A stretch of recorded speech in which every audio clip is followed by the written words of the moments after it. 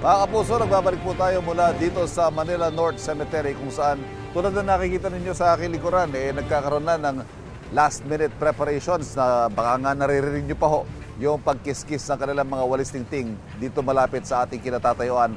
Ngayong araw po na ito ang huling araw ng paglilinis at pagpipintura, paghahanda ng mga puntod, mga nicho, ng mga mahal sa buhay ng ating mga kababayan. May nakita na tayo kanina, may ilan mga pumasok na. Binuksan na po ang gate nitong Manila North Cemetery at simula nga po nitong weekend na actually may mga maaga nang bumisita sa puntod ng kanilang mga yumaong mga mahal sa buhay. Isasara po ang gate nitong Manila North Cemetery sa mga sasakyan simula sa araw ng Miyerkules. Bukas naman po ang last day ng mga libing at simula nga sa Miyerkules hanggang sa All Saints Day sa November 1, inaasahan na po ang tuloy-tuloy na pagdagsa ng mga tao kung saan inaasahan ngayong taong ito, aabot daw po ng kabuang 2 milyong tao.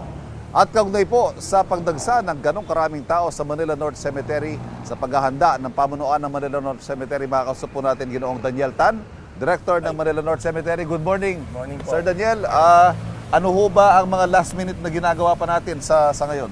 Sa ngayon, yung kahapon sa dami ng dumalaw, sa dami ng naglinis, pinapalabas natin yung mga basura nila. Yung mga pinaglinisan po nila. Siyempre, yung importante dyan, sa pagdagsa ng mga tao, inaasahan natin, dadami na naman yung basura. Sana sa ngayon, linisin muna natin para naman hindi tumambak yung mga basura natin. Sa punto po ng seguridad, sir, alam naman natin talagang milyong tao dumadagsa dito sa Manila North tuwing undas. Ano ho mga gagawin natin ngayong taon? Kaya ngayon, alam na yung mayor natin, sobrang sipag eh. Kaya alam niya, sabi niya, kailangan naigpit tayo. May mga CCTVs kami dyan, tapos marami kayong mga civilian na security.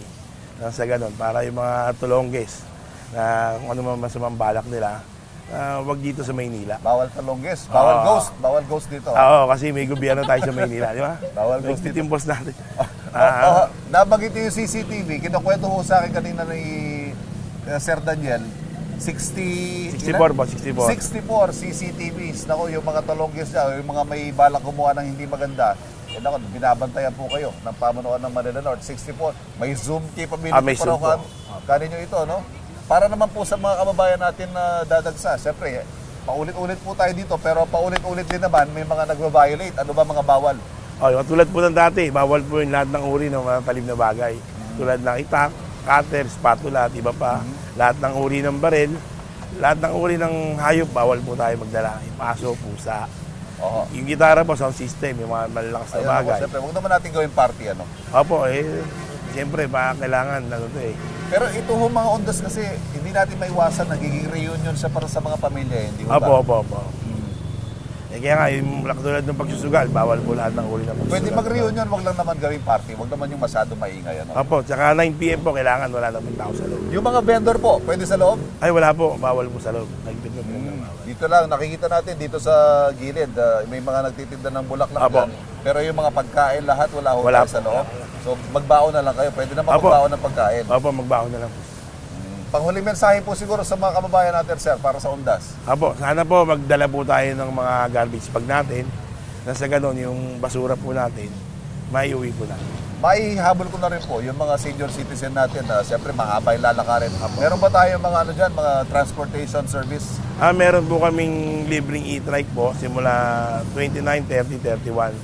Pero sa November 1 and 2, wheelchair po gagamitin po natin. Ayan. Maraming salamat po, sir. Maraming salamat Good po, luck po sa inyo, sa inyong Thank you paghahanda po. para sa pagdagsa ng mga tao ngayong undas. Nakikita rin natin yung mga karaniwang pwesto po. Ito, karaniwang pwesto ito ng media dito sa gawing kanan. Clear na rin po ito. Yan naman, ito naman, karaniwang pumapwesto yung mga pulis. Yan, dito sila nakikita natin. So far, clear na po yan. Nakikita natin, handa na ang Manila North Cemetery para sa pagdagsa ng mga tao ngayong undas. At yan po muna ang latest mula dito sa Manila North Cemetery. Balik muna tayo sa studio. Kapuso, huwag magpapahuli sa latest news and updates. Mag-iuna ka sa balita at mag-subscribe sa YouTube channel ng GMA Integrated News.